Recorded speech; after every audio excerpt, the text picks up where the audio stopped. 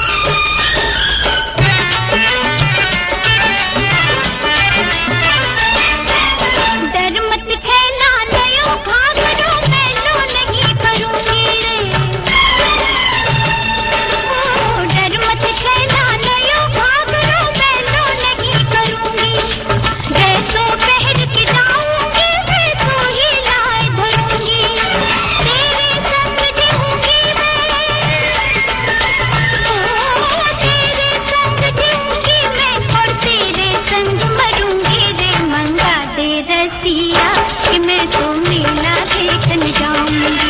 आगरे से घाघरों मंगा दे रसिया कि मैं तो मेला देखने जाऊंगी। मेला देखने जाऊंगी रे मैं तो मेला देखने जाऊंगी। मेला देखने जाऊंगी मैं तो मेला देखने जाऊंगी। आगरे से घाघरों मंगा दे रसिया कि मैं तो मेला देखने जाऊंगी। वही आगरा जाएंगे तो घाघरा पेठा जो चाहे आप खरीद सकते हैं, लेकिन क्या कुछ है यहाँ पर पहले वो जानते हैं। आगरा भारत के उत्तर प्रदेश राज्य में स्थित एक मशहूर शहर है। ये शहर अपनी ऐतिहासिकता, संस्कृति और खास पर्यटन स्थलों की वजह से विख्यात है। आगरा मुगल सम्राट अकबर और उसके बादशाह जहांगीर और शाहजहां के समय मुगल साम्राज्य की राजधानी रहा है। और आज मैं आपको यहाँ के बारे में बहुत कुछ बताऊंगी। अगर बात करूं मैं ताजमहल की, तो ताजमहल उत्तर प्रदेश का एक मशहूर मकबरा है।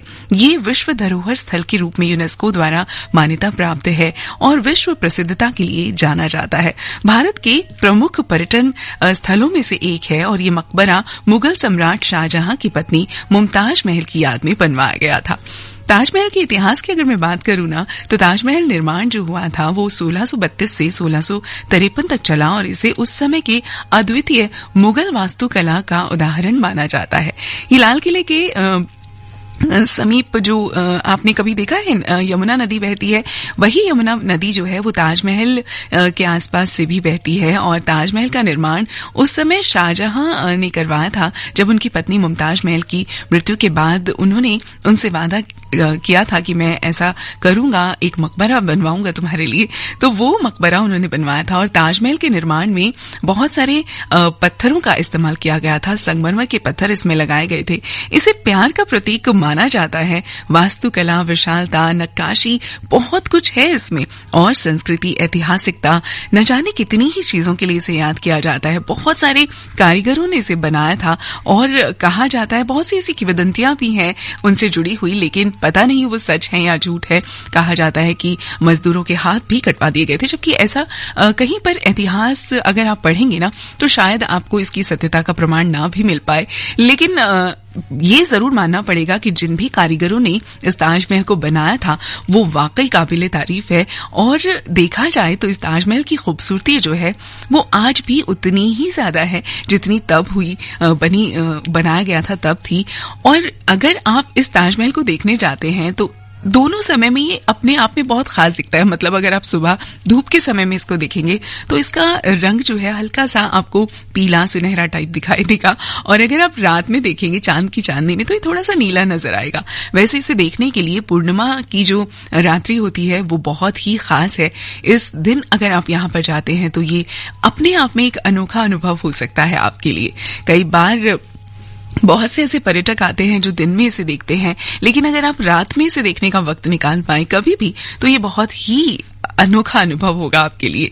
वैसे हफ्ते के 5 दिन आप इसे देख सकते हैं और 2 दिन ऐसे होते हैं जब ये बंद रहता है, जैसे कि शायद शुक्रवार का दिन भी ऐसा हो सकता है कभी कभी। तो आप जब भी यहाँ पर जाएं इसकी पूरी जानकारी लेकर ही आप यहाँ पर जाएं। वैसे इसकी जो नक्काशी है, जो खूबसूरत इसके अंदर वर्क किया गया है, काम किया गया है, वो अपने आप में बेमिसाल है। सफेद संगमरमर से बना हुआ ये ताजमहल बहुत ही खूबसूरत लगता है और इतना नायाब है ये कि अगर आपने इसे अभी तक नहीं देखा है तो इसे जरूर देखना चाहिए, क्योंकि ये आपके उन खास अनुभवों में से एक हो सकता है जो आप घूमने के दौरान महसूस करते हैं, पाते हैं। और 1653 में ये बनकर, जैसा मैंने कहा, कि तैयार हुआ था। तो यहाँ पर इसकी जो खूबसूरती है देखने के लिए आज तक बहुत से लोग पहुंचते हैं और ये कहूंगी हर साल लाखों की तादाद में लोग आगरा पहुंचते हैं, ताजमहल को देखते हैं। लेकिन सिर्फ ताजमहल यहाँ पर नहीं है, और भी बहुत सी चीजें हैं यहाँ देखने के लिए। फिलहाल तो मैंने ताजमहल की बात की, आगे के सफर में आपको मैं बताऊंगी कि और आगरा में आप क्या क्या देख सकते हैं। जरूर जुड़े रहिए इस सफर में मेरे साथ।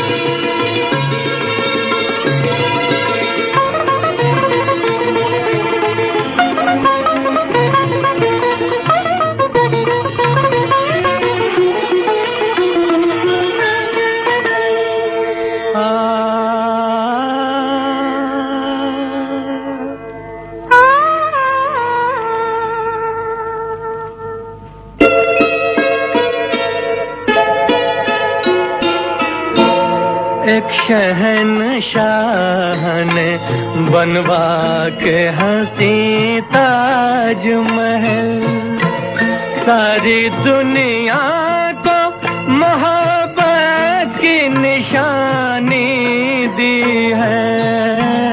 इसके साए में सदा प्यार के चर्चे होंगे, खत्म जो हो न सकेगी वो कहानी दी है। एक शहंशाह ने बनवा के हंसी ताजमहल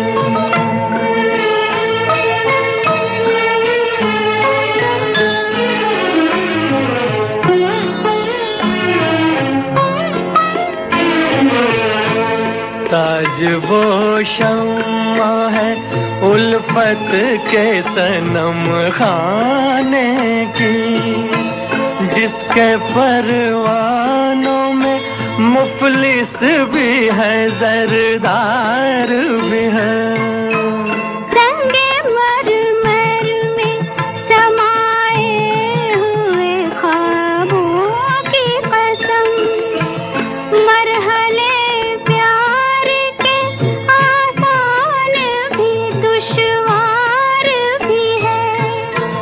दिल को एक जोश इरादों को जवानी दी है। एक शहंशाह ने बनवा के हंसी ताजमहल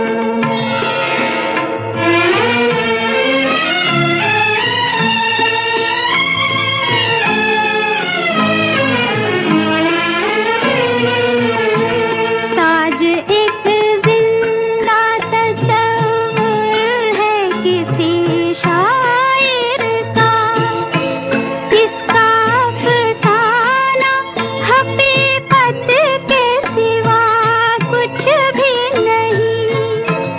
इसके आगोश में आकर ये गुमा होता है, जिंदगी जैसे मोहब्बत के सिवा कुछ भी नहीं।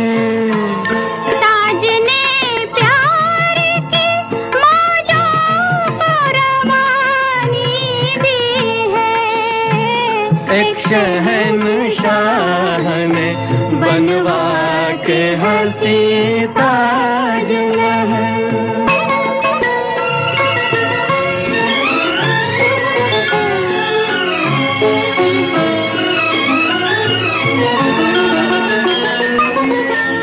ये हंसी रात ये महकी हुई पुरनूर फजा, हो इजाजत तो ये दिल इश्क का इजहार करे।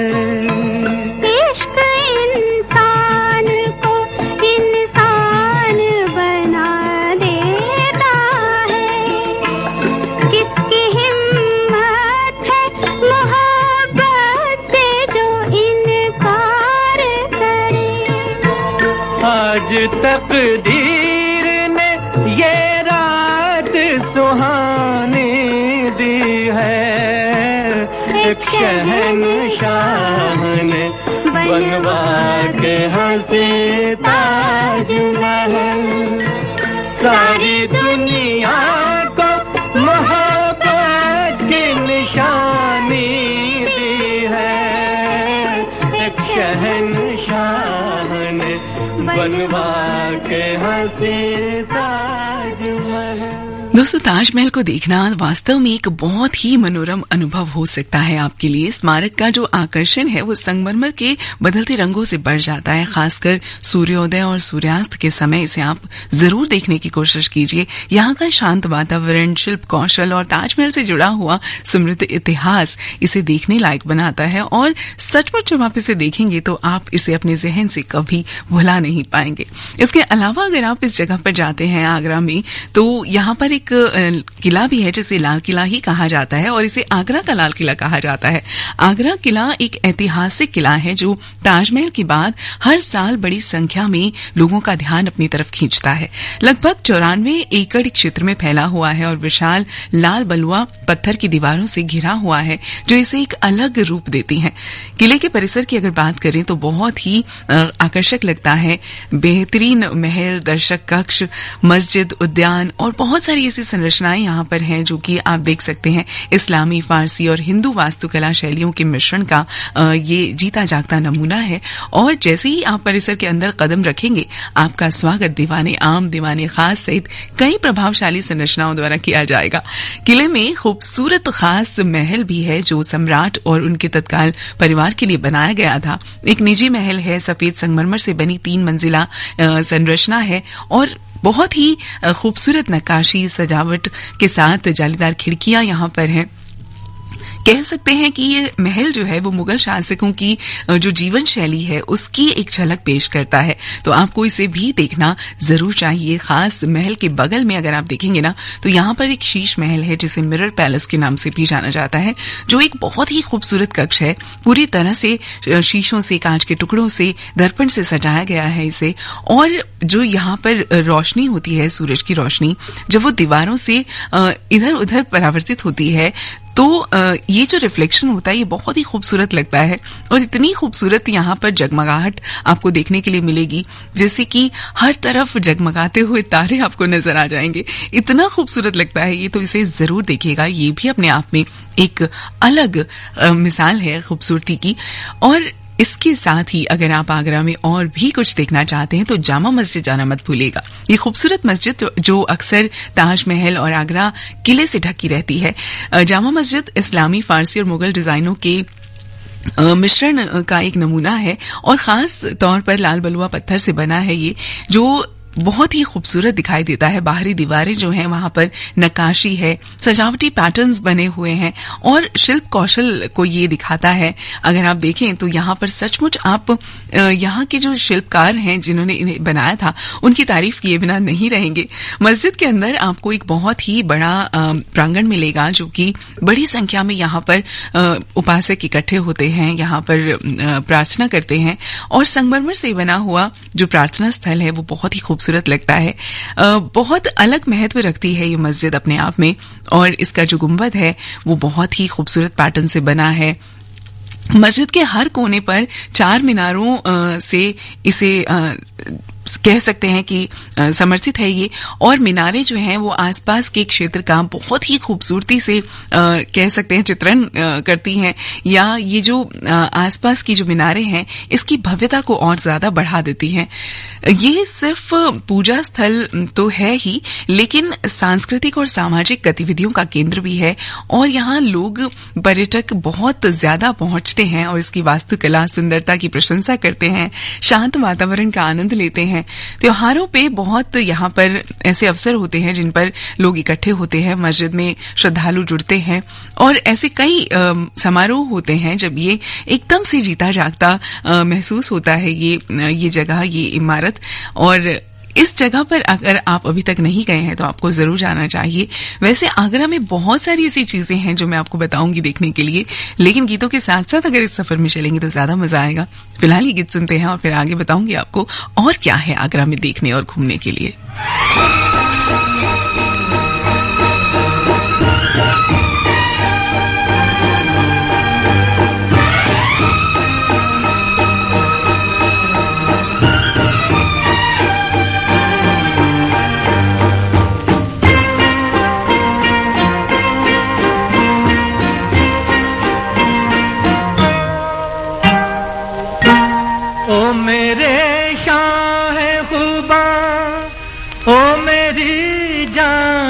जाना तुम मेरे पास होते हो, कोई दूसरा नहीं होता।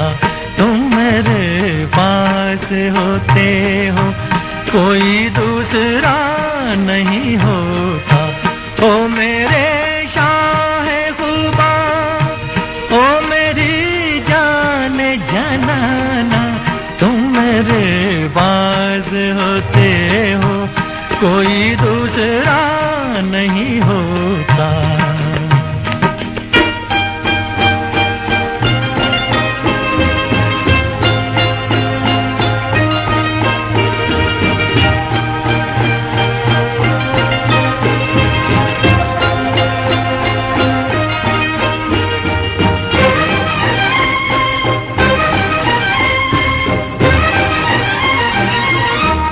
कब ख्यालों की धूप ढलती है, हर कदम पर शमा सी ढलती है।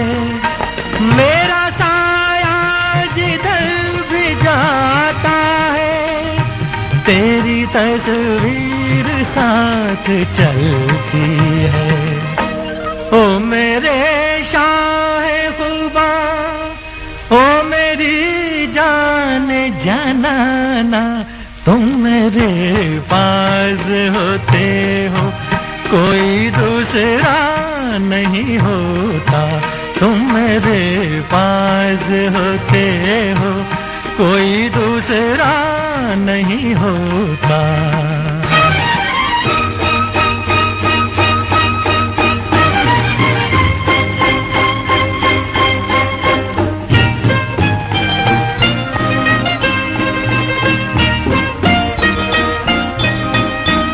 तुम हो सहरा में, तुम गुलिस्तान में, तुम हो दर्रों में, तुम बियाबां में।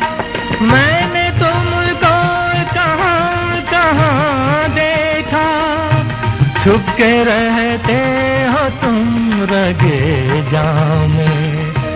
ओ मेरे शाहे खुबा, ओ मेरी जाने जाना, तुम मेरे पास होते हो, कोई दूसरा नहीं होता। तुम मेरे पास होते हो, कोई दूसरा नहीं होता। ऐसे ही पास बने रहिए, क्योंकि एक छोटे से ब्रेक के बाद मैं वापस आऊंगी। आगरा का सफर अभी बहुत कुछ बाकी है। जुड़े रहिएगा आकाशवाणी दिल्ली के गोल्ड चैनल के साथ।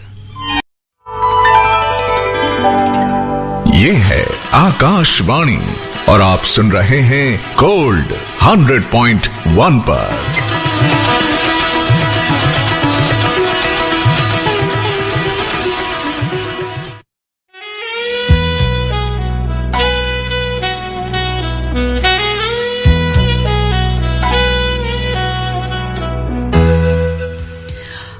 .1 मेगाहर्ट्ज आकाशवाणी दिल्ली का गोल्ड चैनल में आपके साथ आपकी दोस्त आरजे रेखा क्रिस्टल वॉइस। और आज हम निकले हैं आगरा के सफर पर।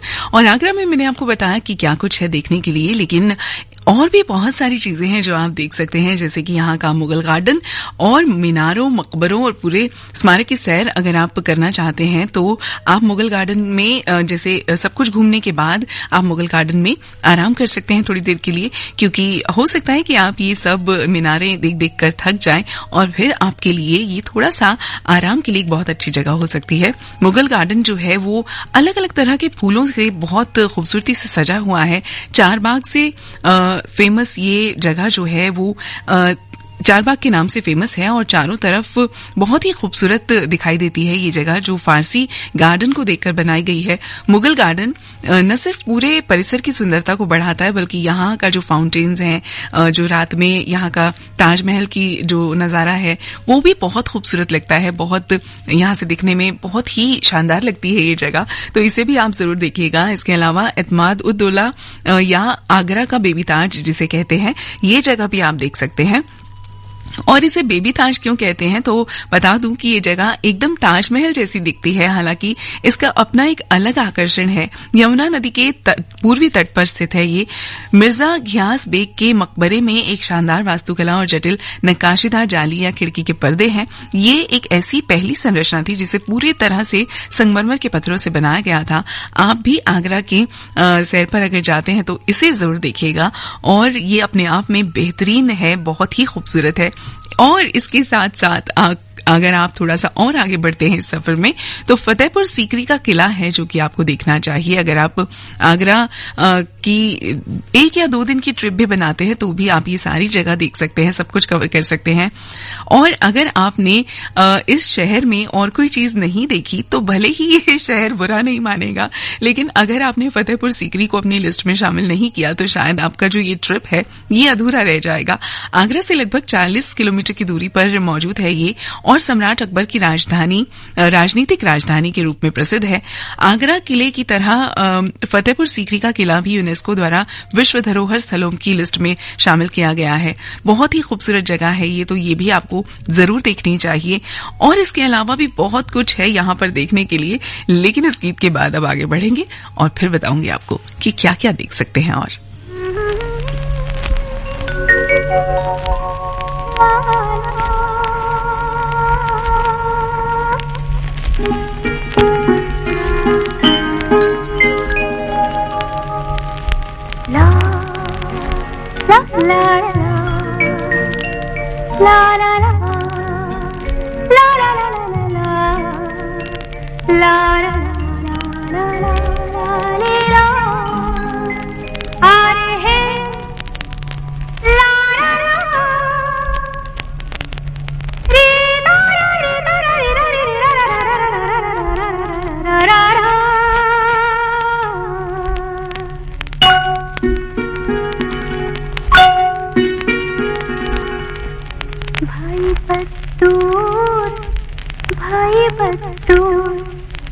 अब जाएंगे कितनी दूर, भाई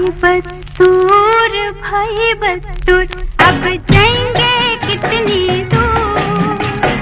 नाजुक नाजुक मेरी जवानी चलने से मजबूर, हो भाई बस्तूर अब जाएंगे कितनी दूर। नाजुक नाजुक मेरी जवानी चलने से मजबूर।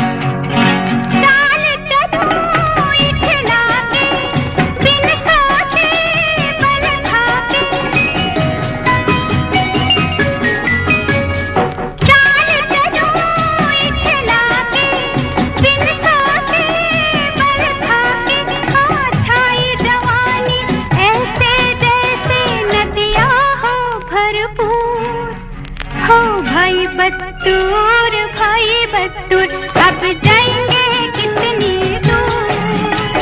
नाजुक नाजुक मेरी जवानी, चलने पे मजबूर। भाई बदतूर भाई बदतूर, अब जाएंगे कितनी दूर। नाजुक नाजुक मेरी जवानी, चलने पे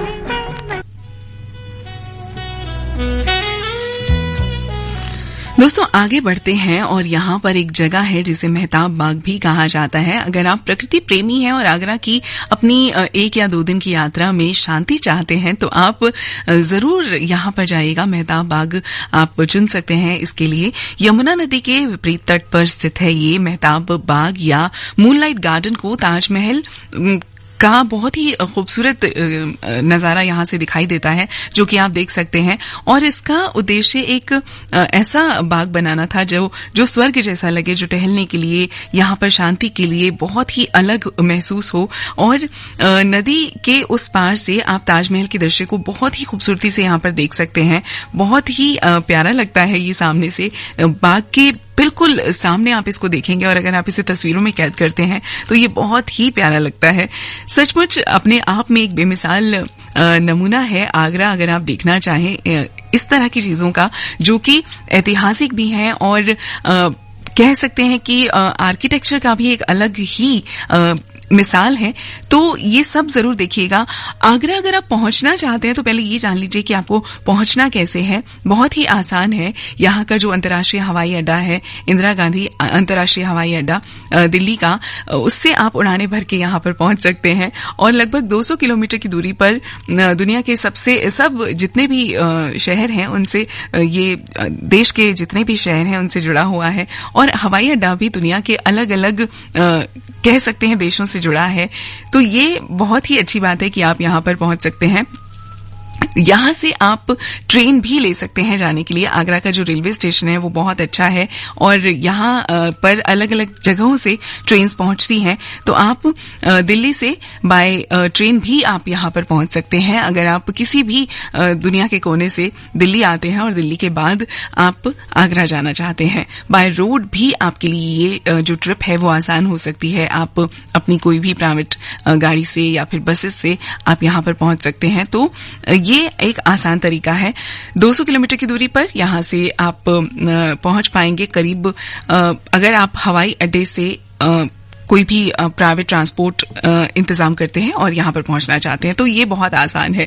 लेकिन अगर आप आगरा में पहुंच गए हैं और आपने बहुत सारी चीजें देख ली हैं, यहाँ पर अलग अलग आर्किटेक्चर देख लिए हैं, तो अब आपको जरूरत है यहाँ पर कुछ शॉपिंग करने की। अब शॉपिंग में क्या करना है आपको, यहाँ पर बहुत सारी मार्केट्स हैं जो बहुत फेमस हैं और आपको इनमें बस ज्यादा कुछ नहीं, जो भी आपकी पसंद की चीजों को ढूंढनी है और खरीद लेनी है। यहाँ का सदर बाजार बहुत फेमस है, जहाँ पर आपको अलग अलग तरह का हाथ से किया हुआ काम मिल जाएगा, हाथ से बनाई हुई चीजें मिल जाएंगी, मिठाइयां, कपड़े, चमड़े के बैग और बहुत सारी चीजें आपको यहाँ पर मिलेंगी। खाने के लिए आपको अलग अलग तरह का वैरायटी यहाँ पे फूड की मिल जाएगी। एक सुभाष बाजार करके भी जगह है जहां पर आपको बहुत अलग अलग तरह की चीजें शॉपिंग करने के लिए मिल सकती हैं। यहाँ पर सिल्क की साड़ी के लिए काफी मशहूर है, तो इसे भी आप एक बार जरूर ट्राई कीजिएगा इस बाजार को। यहाँ एक किनारी बाजार भी है जो कि जामा मस्जिद के पास है और थोक के सामान की यहाँ पर बहुत सारी वैरायटी आपको मिल जाती है। यहाँ के टॉप मार्केट्स में से एक इसे माना जाता है। एक जगह है जूता बाजार जिसे कहते हैं, शू मार्केट है ये, और बाजार हिंग की मंडी नाम की एक जगह है जहां पर ये स्थित है। और इसके अंदर भी बहुत सारे आपको जूता बाजार के नाम पर ये जगह है, तो बहुत सारे जूते आपको मिल ही जाएंगे, अलग अलग तरह का आपको काम मिलेगा। और अगर आप यहाँ पर जाते हैं तो थोड़ी सी भीड़भाड़ तो है यहाँ पर, लेकिन सलाह ये दी जाती है कि आप अपने वाहन से ना जाकर यहाँ पर पब्लिक ट्रांसपोर्ट का इस्तेमाल करें, क्योंकि थोक विक्रेता यहाँ पर आपको बहुत सारे मिल जाएंगे। थोक में सामान खरीदने वाले लोग भी यहाँ पर बहुत पहुंचते हैं। आगरा का अगर आप शॉपिंग करके कुछ सामान यहाँ पर लाना चाहते हैं अपने घर पर, तो आपको क्या क्या खरीदना चाहिए आगरा से, जैसे कि बहुत सारे आपको मार्बल के बॉक्सेस मिल जाएंगे या मार्बल से बना हुआ सामान मिल जाएगा। बहुत अच्छे अच्छे कॉफी टेबल्स मिल जाएंगे जो कि मार्बल से बने होंगे, संगमरमर से बने होंगे। चमड़े का बहुत सारा सामान आपको यहाँ मिलता है, चमड़े की जैकेट्स, जूते, अलग अलग तरह की चीजें हैं। इसके अलावा बहुत सारे गलीचे आप यहाँ से खरीद सकते हैं जो कि जरदोजी पैनल से बनाए हुए होते हैं, हाथ से बनाए हुए होते हैं। और आर्टिफिशियल ज्वेलरी आपको यहाँ पर बहुत मिलती है, तो ये सब भी आप ले सकते हैं। और इसके अलावा भी यहाँ का जो खान पान है, चाट पकौड़ी, यहाँ की हर चीज बहुत अपने आप में जो उत्तर प्रदेश का स्वाद है वो यहाँ आपको मिल जाएगा। साथ ही साथ अगर मैं बात करूं यहाँ के पेठे की, तो ये भी बहुत मशहूर है, क्योंकि आपने सुना होगा आगरा का पेठा अपने आप में बहुत ज्यादा लोग खाते हैं और उसे पसंद करते हैं। त्योहारों के टाइम पर भी इस पेठे की बहुत बिक्री होती है। यहाँ पर बहुत से ऐसे स्वाद आप चख सकते हैं जो कि दही से, क्रीम से, नट्स से और बादाम से बने होते हैं। शहर का जो अलग अलग मुगल फ्लेवर है वो भी आप टेस्ट कर सकते हैं। हर तरह का फूड आपको यहाँ पर मिलेगा वैसे तो, लेकिन पेठा नगरी के रूप में क्योंकि इसे जाना जाता है, तो अगर आप यहाँ पर जाएं तो अलग अलग तरह का पेठा खरीदना बिल्कुल मत भूलिएगा। और पेठे की इतनी सारी वैरायटीज आपको मिलेंगी, हजारों की तादाद में यहाँ पर दुकानें हैं।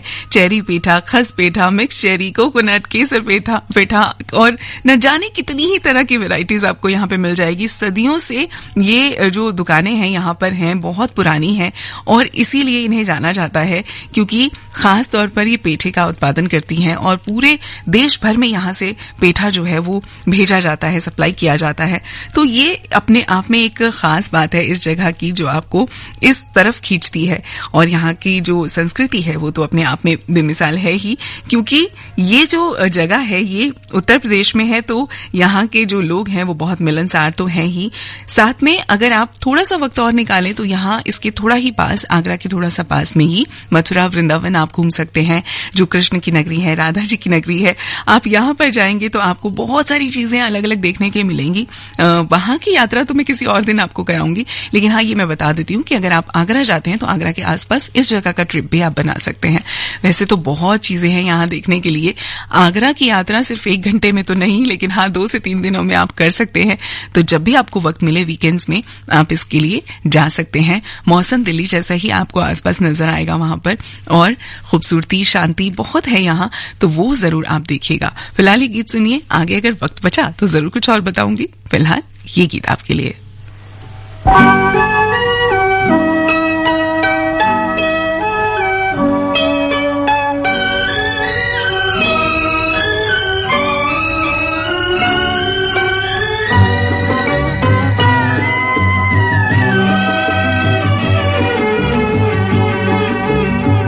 जो वादा किया वो निभाना पड़ेगा, रोके जमाना चाहे रोके खुदाई, तुमको आना पड़ेगा।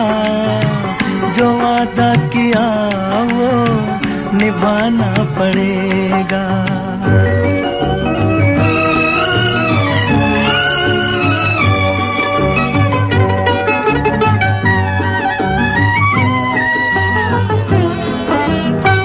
तरसती निगाहों ने आवाज दी है, मोहब्बत की राहों ने आवाज दी है। जाने हया जाने अदा, छोड़ो तरसाना, तुमको आना पड़ेगा। जो वादा किया वो निभाना पड़ेगा। ये माना हमें जासे जाना पड़ेगा, पर ये समझ लो तुमने जब भी पुकारा हमको आना पड़ेगा। जो वादा किया वो निभाना पड़ेगा।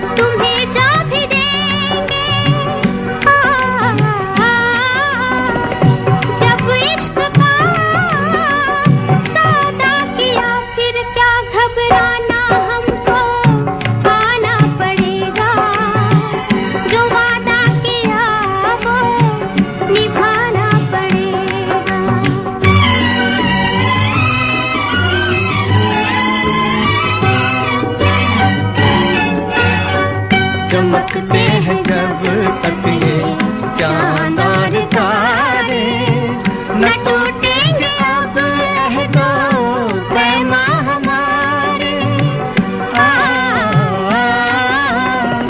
एक दूसरा जब दे सदा हो के दीवाना हमको आना पड़ेगा, जो वादा किया वो निभाना पड़ेगा, निभाना पड़ेगा। दोस्तों, आगरा की जो संस्कृति है वो बहुत ही खूबसूरत है। राजपूत, मुस्लिम और ब्रिटिश शासन का परिणाम है ये, और अपने आप में बहुत ही अलग अनुभव आपको यहाँ पर मिल सकते हैं। यहाँ के लोग बहुत मिलनसार हैं, मेहमान नवाज हैं, तो आपको यहाँ पर जब भी आप जाएंगे ना बहुत अलग महसूस होगा। संस्कृति जो है यहाँ की, अलग अलग रंग त्योहार यहाँ पर मनाए जाते हैं। शिल्पग्राम में आयोजित ताज महोत्सव 10 दिनों तक चलने वाला उत्सव है, जो शिल्प कला, शास्त्रीय गीत और नृत्य प्रदर्शन की प्रदर्शनी का आयोजन करता है। शहर में इस्लामिक त्योहार ईद भी बड़े हर्ष के साथ मनाया जाता है। यहाँ पर अलग अलग भाषाएं बोली जाती हैं, हिंदी, उर्दू और पंजाबी भी यहाँ पर चलती है। तो अगर आप यहाँ कभी जाएं तो आपको बिल्कुल भी अलग महसूस नहीं होगा। आपको पूरे भारत में आप कहीं भी भ्रमण करें, अपने भारत का अस्तित्व आपको हर जगह दिखेगा। भारत की बात ही अलग है, अपने देश की बात ही अलग है। अगर आपने अपने देश के कोने कोने को नहीं देखा तो फिर क्या देखा। आगरा आज हमने आपको दिखा दिया, फिर किसी रोज कुछ और जरूर दिखाऊंगी। फिलहाल ये गीत सुनिए और फिर आपसे लूंगी विदा। सरिखे डोले मनवा कि हियारा में उठत हिलो, अरे पुरवा के झोंकवा में आयो रे संदेशवा कि चल आज देशवा की ओर।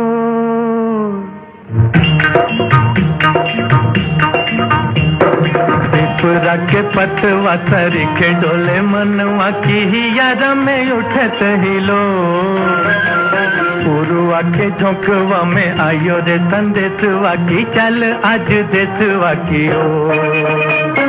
पिपरा के पतवा सरिखे डोले मनवा की हियारा में उठत हिलो, पुरवा के झोंकवा में आयो रे संदेशवा की चल आज देशवा की ओर।